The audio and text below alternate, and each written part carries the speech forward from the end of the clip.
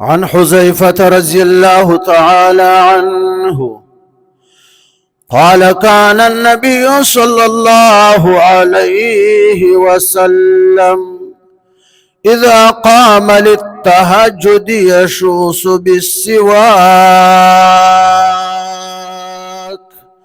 أخرجه البخاري ومسلم। حضرت हुज़ैफ़ा रज़ी अल्लाह ताला अन्हु फरमाते हैं कि नबी करीम सल्लल्लाहु अलैहि वसल्लम जब तहज्जुद के लिए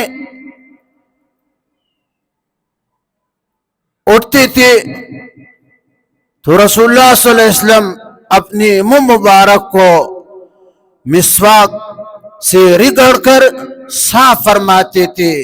वअन आयशा रज़ियल्लाहु ताला अन्हा قالت أمرنا رسول الله صلى الله عليه وسلم بالسواك وقال نعم الشيء السواك رواه البزار।